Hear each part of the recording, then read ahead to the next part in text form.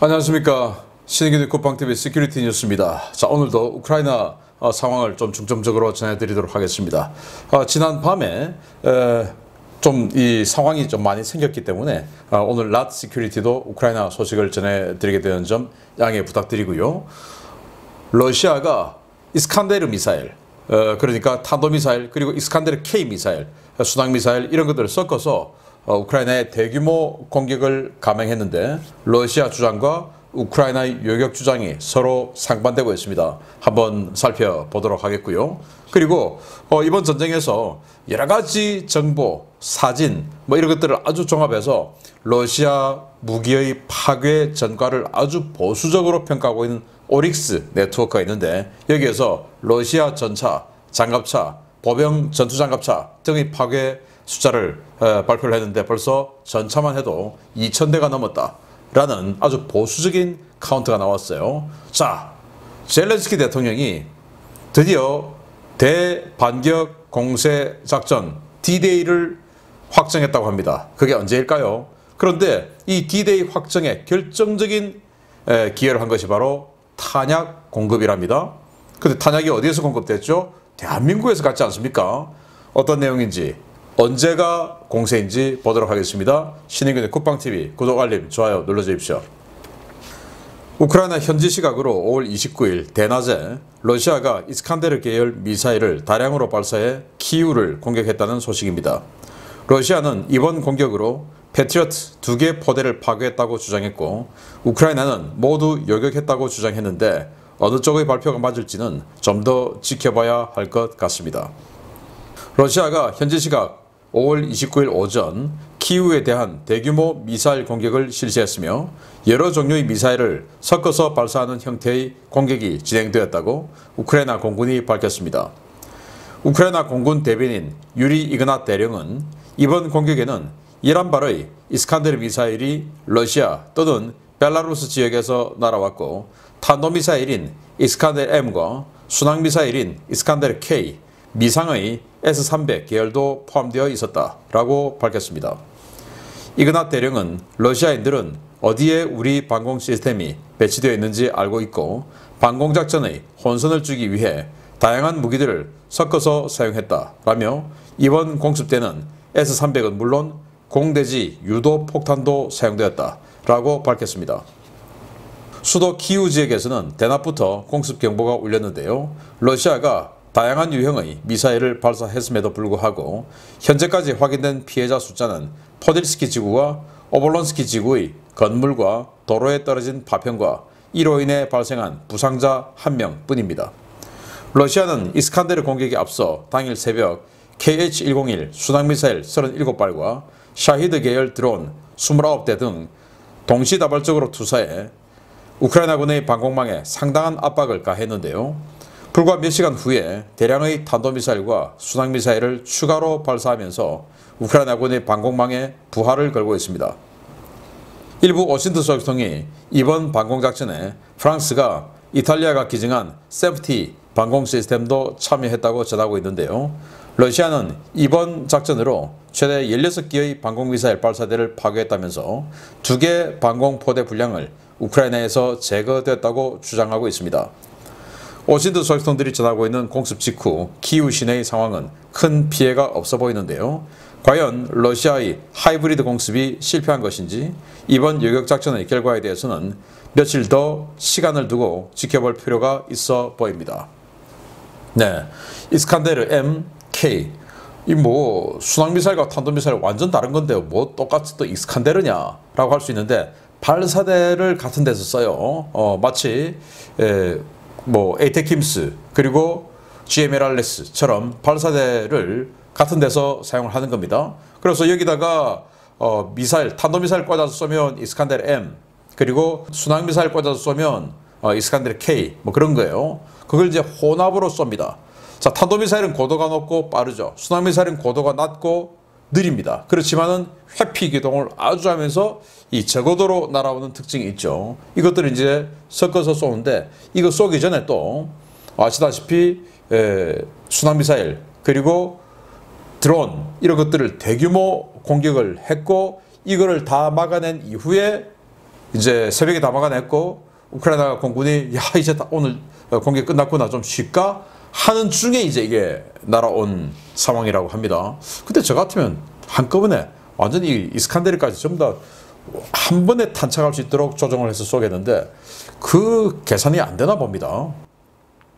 그래서 제일 먼저 드론 제일 천천히 날아가니까 드론 쏘고 그리고 그 다음에 드론이 키우 쪽으로 접근할 그 시점에 맞춰서 순항미사일 쏘아서 드론하고 순항미사일이 같이 키우 쪽으로 들어가게 만들고 그리고는 마지막으로 탄도미사일 쏘아서 이 거의 키우에 접근할 때는 즉 지대공 미사일 사거리에 접근할 때는 이 세 종류의 미사일과 자폭 드론이 동시에 탄착할 수 있도록 조합을 하면은 더 나은 전과를 올릴 텐데 왜 이렇게 몇 시간 간격으로 섞어 보내는지 제가 조금 이해는 힘듭니다.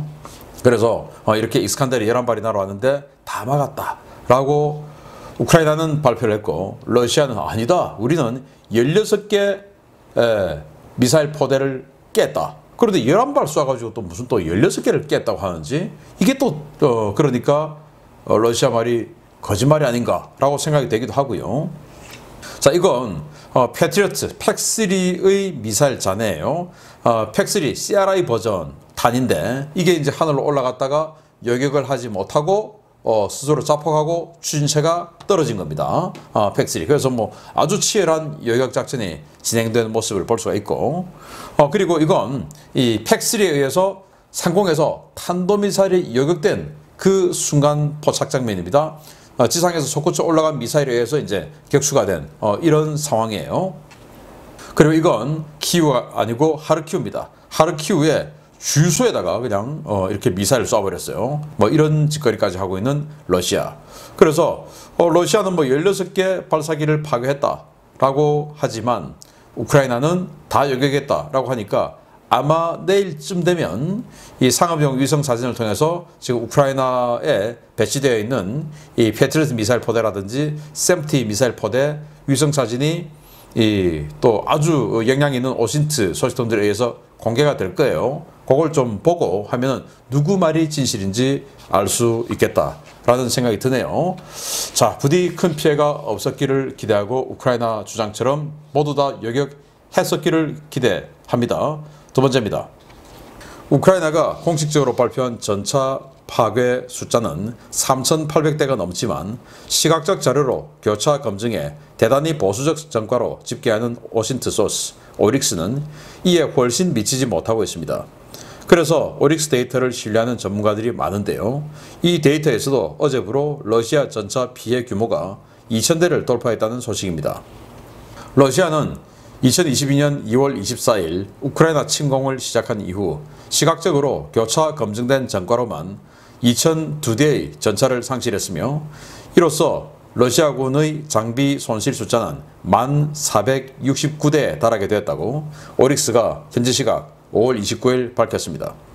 오릭스가 확인한 러시아 전차 피해는 파괴 1,239대, 손상 106대, 유기 113대, 노획 544대에 달하는데요. 가장 많은 피해를 입은 차종은 T-72 계열로 T-72 B3 전차만 534대가 파괴되거나 노획된 것으로 확인되었습니다. 러시아군의 질적 주력 전차인 T-80 계열은 487대가 파괴 또는 노획됐는데요.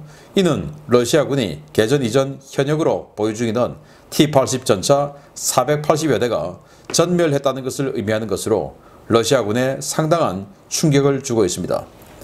러시아가 자랑하는 T-90M 전차는 개전 당시 보유분이었던 60여 대 가운데 3분의 1인 20대의 파괴 또는 노획이 확인됐는데요. 오신트 소식통들은 오릭스의 집계가 사진과 영상, 전과가 보고된 좌표와 보관 부대를 교차 검증하는 방식으로 이루어지기 때문에 식별되지 않은 러시아군 전차 피해는 이보다 훨씬 더 많을 것이라고 보고 있습니다. 러시아는 장갑차도 엄청나게 많은 수를 잃었습니다. 총 862대의 확인된 피해 중에 551대가 파괴되고 손상, 유기, 노획된 차량은 310대에 달했는데요. 가장 많은 피해가 확인된 차종은 MT-LV 계열로 576대의 피해가 식별되었습니다. 무려 2366대의 손실이 확인된 보병 전투 장갑차는 1561대가 파괴되고 855대가 손상 또는 유기, 노획됐는데요. BMP-2 장갑차의 손실이 831대로 가장 압도적인 숫자를 기록했고 최신형인 BMP-3 역시 249대를 기록해 러시아군 기갑 전력이 그야말로 녹아내리고 있음을 보여주었습니다. 주목할 만한 것은 파괴 전과와 비교했을 때 손상과 유기, 노획 숫자가 대단히 많다는 점인데요.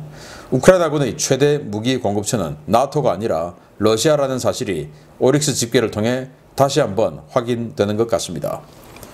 네, 이런 식으로 사진 확인되고 이 사진도 교차 검증하고 이렇게 해서 이 오릭스라는 네트워크는 자, 전차하는데 오케이, 맞아. 자, 이런 식으로 하는 거예요. 우크라이나 총참모부에서 어떻게 발표하든지 간에 그건 그거고 이렇게 확인된 전과 드론 사진이든 실제로 이렇게 촬영한 사진이든 이것들만 신뢰하겠다라는 건데 아니 근데 뭐 파괴하고 포격으로 파괴되고 이런 것들이 모든 것이 다 사진으로 찍히는 건 아니죠. 그런데 여기는 오직 사진으로 정확하게 찍힌 이런 것들만 카운트한다라는 건데 그럼에도 불구하고 전차가 2002대 장갑차, 그 중에서도 보병 전투 장갑차, 이제 30mm 기관포, 100mm 포 이런 거 달린 보병 전투 장갑차가 2366대, 그리고 보병 수송용 장갑차, 우리 한국으로 치면 K100 이런 거죠. MTLB 뭐 등 뭐 이런 것들이 이제 한 862대. 그래서 장갑차가 3000대 이상 뭐 이런 식으로 이제 피해가 있었다라고 오릭스는 발표를 했는데 사실 촬영되지 않은 것들, 오릭스가 확인할 수 없는 것들, 자기네들의 기준에 미달하는 것들 훨씬 더 많을 수도 있죠. 그래서 우크라이나군의 그 발표가 너무 과장은 아닐 수 있다라는 겁니다. 아무튼 이렇게 엄청난 피해를 입은 러시아. 이번 전쟁에서 가장 먼저 파괴된 전차는 T-80BVM입니다. 개전 첫날 제블린에 의해서 파괴되었고 또 2000번째 오릭스 카운트 기준으로 2000번째 파괴된 전차는 또 우리 한국군도 가지고 있는 T-82U 전차입니다. 역시 제블린 대전차 미사일에 의해서 파괴되었어요. 자, 이런 식으로 오릭스는 이렇게 그들의 데이터를 발표했고 뭐 T-62부터 시작해서 버전별로 쭉 이렇게 해서 우리가 이런 식으로 카운트를 했다라는 건데 정말 놀라운 것이 파괴된 숫자가 1239대 그런데 노획된 숫자가 544대 버리고 간 숫자가 113대 그럼 이거 버리고 간 거 나중에 또 우크라이나가 가져갔을 수도 있죠. 부품용으로도. 그러니까 한 600여 대를 버렸다라는 겁니다. 그 중에 절대 다수를 우크라이나가 노획을 해가지고 갔고 그러면 파괴된 숫자 그리고 버린 숫자가 거의 2대1 어마어마한 거죠. 그러니까 이게 우크라이나군과 러시아군의 정신상태가 압도적으로 차이가 난다라는 겁니다. 여기도 보시다시피 T-80 전차죠. 멀쩡하게 생긴 T-80 전차 포탄이 다 떨어져서 버리고 도망가 버렸답니다. 이거 포탄 다시 125mm 포탄 우크라이나도 뭐 많이 있으니까 여기다가 넣어서 잘 사용하겠죠. 고맙게도 이런 쌩쌩한 전차를 포탄 없다고 버리고 간다. 이게 바로 러시아군의 현실이다 라는 겁니다. 자, 여러분들 기다리시는 대공세 소식 D-Day가 확정됐다는 소식 들어갑니다. 우크라이나의 대반격이 과연 언제 시작할 것인지 전문가들의 관측이 분분한 가운데 그동안 입을 닫고 있던 볼로디미르 젤렌스키 우크라이나 대통령이 반격 작전을 공식적으로 예고하고 나섰습니다. 우크라이나군은 이제 언제 진군할지를 결정했으며 곧 대반격이 있을 것이라고 볼로디미르 젤렌스키 우크라이나 대통령이 현지 시각 5월 29일 밝혔습니다.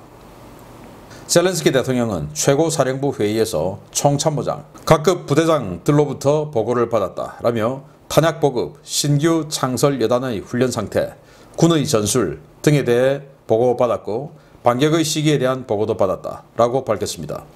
그는 반격 시기가 언제가 될 것인지 보고를 받은 것, 이것이 가장 중요한 것이라며 우리가 언제 진격할지 그 시기에 대한 결정은 이미 내려졌고 나는 그동안 이를 준비해온 각 예단들에게 감사하다는 말을 전한다 라고 밝혔습니다. 젤렌스키 대통령의 발언 직후에 올렉산드르 시르스키 우크라이나 지상군 사령관 역시 대공세 임박을 예고했습니다.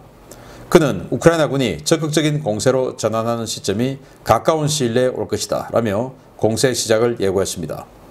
우크라이나군의 이러한 결정은 여름이 되면서 땅이 완전히 굳기 시작했고 최근 나토의 무기 지원, 특히 수십만 발 규모의 155mm 포탄이 유입되면서 공세를 위한 여건이 완전히 성숙했다는 판단에 따른 것입니다.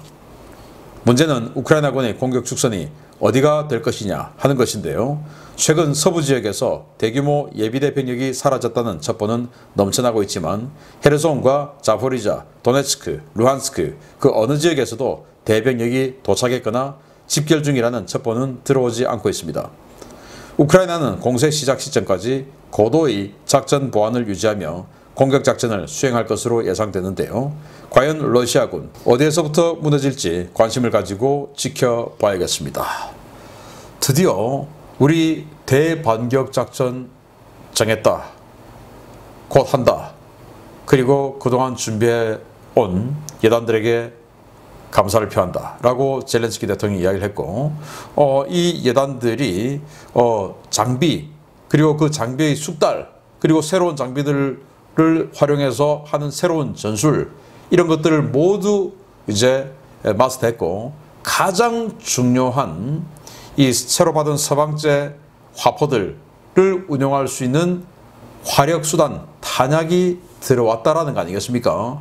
우리 한국이 미국에게 줬죠. 우리 한국이 미국에게 수십만 발의 155mm 포탄을 줬고 그것이 미국이 여러 가지 절차를 거쳐서 미군이 자기네들이 쓰고 자기네들이 가지고 있던 것을 우크라이나에 줬는지 알 수는 없으나 아니면 직접 줬는지 페인트칠을 하고 메이드 인 코리아를 지우고 줬는지 아니면 그냥 줬는지 알 수는 없으나 어쨌든 155mm 포탄 들어갔다. 그도 그럴 것이 러시아군이 개전 초에 하루에 한 6만 발, 많을 때는 8만 발 이런 식으로 쐈어요. 근데 우리가 50만 발 줬다 하더라도 그런 식으로 화력 공세에 들어가면 열흘이면 끝이죠. 그러니까 물론 우크라이나는 그런 무자비한 포격을 하지는 않죠. 왜? 화포가 러시아군의 화포보다는 더 정확하니까. 그래서 그런 식으로 안 해도 된다라고 보면 우리가 만약에 50만 발을 줬으면 그거 가지고 한 달은 넉넉하게 쓸 수 있지 않을까라고 생각이 드는데 이거로 끝내지 말고 계속 또 줘야 되겠죠. 자, 그러면서 우크라이나는 이런 사진까지도 공개를 살짝 합니다. 보시다시피 부교입니다. 부교 장비들이 쫙 이어져 있는데 이거 보면 어떤 러시아군이 이거 드네프르강가 노구나 라고 생각이 되겠지만 사실 굉장히 집중적으로 들여다보면 여기는 우크라이나가 아니고 다른 지역이에요. 이런 식으로 그러면 이런 부교 장비도 지원을 받나? 라는 또 생각이 들겠죠. 그냥 설명도 안 해요. 사진만 하나 딱 공개합니다. 그리고 해석은 러시아군 니들이 알아서 해. 그러니까 러시아군은 이 드네프르강을 지켜야 되냐 말아야 되냐 이런 장비들이 지금 다른 나라에서 들어오는데 어떡하냐 라는 두려움이 생기겠죠. 내가 지키는 이 강한을 통해서 상륙해 들어오면 도하해 들어오면 나 어떡하지? 라는 불안감 생기겠죠. 탈영하고 이제 이렇게 되는 거고. 자, 그리고 또 이런 사진도 공개했습니다. 자, 전차에 위장막을 딱 씌우고 사격을 방금 한 듯한 사진인데요. 설명도 없어요. 그냥 사진 공개합니다. 우리 포탄도 넉넉하고 그리고 니들은 전차 다 버리고 도망가지만 여기다가 이렇게 위장막 다 씌워서 아주 실전적인 이런 상황에서 우리는 전투도 하고 훈련도 한다라는 걸 보여주는 것이죠. 그리고 이 대반격 작전을 위해서 우크라이나군은 한 30개 여단을 창설했다 그러죠. 그 30개 여단의 전술, 전기, 장비 모든 것이 이제 완성되었다 라는 것이고 그들에게 고마움을 표시했으니까 그러면서 이게 또 끝이냐? 아니죠.